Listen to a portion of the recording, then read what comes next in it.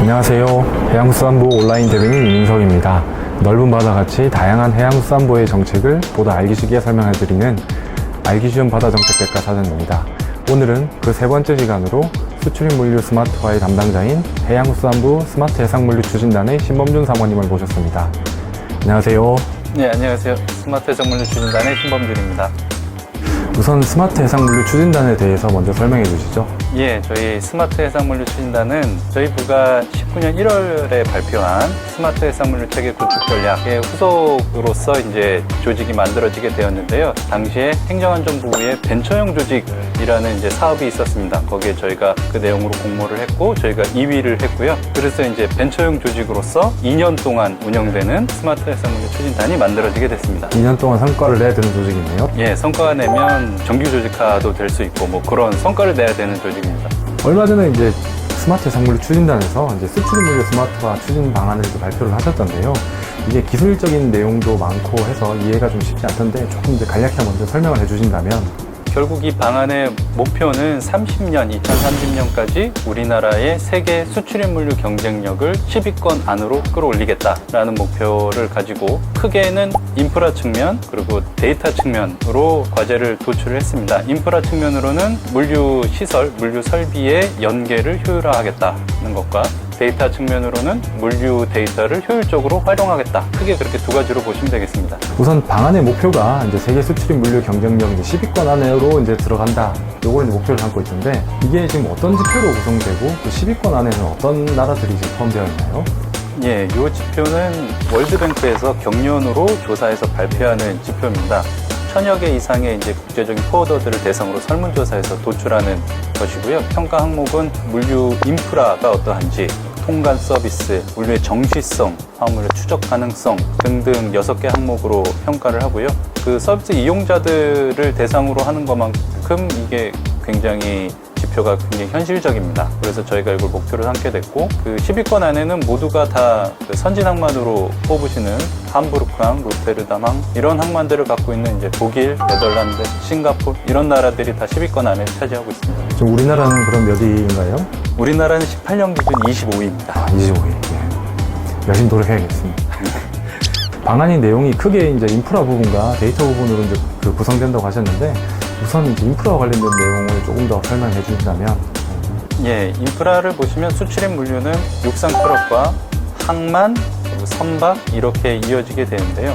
항만이 가운데서 그 중간적인 역할을 해주고 있습니다. 그래서 이 항만에서의 물류 인프라 연계 역할을 얼마나 효율적으로 할 수 있느냐가 핵심인데요. 우선 항만 내에는 여러 개 터미널이 있죠. 그래서 여러 개 터미널 간의 그 환적이라든지 선박의 이용, 트럭의 이용 이런 거를 최대한 대기 시간 없게 하는 것이 목표이고요. 그러기 위해서는 항만에서 선박이 언제 오고 언제 나가면 되는지, 트럭이 언제 오고 언제 나가면 되는지 이런 시간을 알려주는 서비스를 함으로써 항만의 이용, 그러니까 선박과 트럭의 항만 이용을 최적화한다라는 개념으로 과제들을 도출했고 이런 개념은 로테르담항 같은 이런 선진 항만에서는 포트 콜 옵티마이제이션, PCO 프로젝트라고 부르고 있습니다.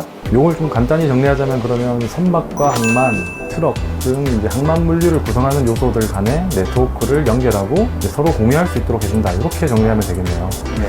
그리고 이번 방안이 이제 수출 물류의 디지털 전환 전략이라고 불러도 될 만큼 이제 얘기를 하던데 데이터 부분에 대해서도 조금 이제 얘기를 해주신다면. 네.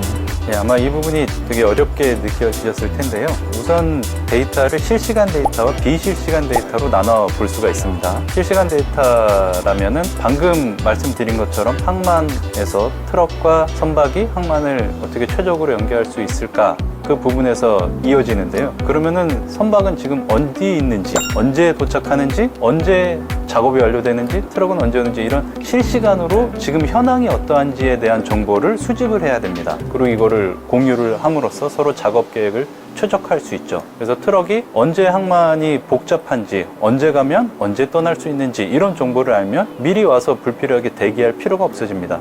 이게 실시간 데이터에 대한 이야기고요. 비실시간 데이터는 그러면 그렇게 오고 갔던 그런 화물들에 대한 정보라고 할 수 있는데요. 우선 실시간으로 이루어진 일들의 누적 데이터, 그리고 그 화물은 어떤 화물인지, 누구의 화물인지, 어디에서 어디로 갔는지 이런 정보들이 비실시간 데이터인데, 이런 데이터들은 당장의 작업 계획을 최적화하는 것이 아니라 이거를 분석함으로써 미래의 전략을 조정하고 수립하고 이런 데 활용될 수 있습니다. 그래서 이번 대책에서는 실시간 데이터를 어떻게 수집할 수 있을 것인가, 어떻게 분석할 수 있을 것인가, 어떻게 공유할 수 있을 것인가, 이런 것에 대한 그 부분의 과제들을 다 도출을 했습니다. 얘기를 들어보니까 좀 이제 감이 잡히네요.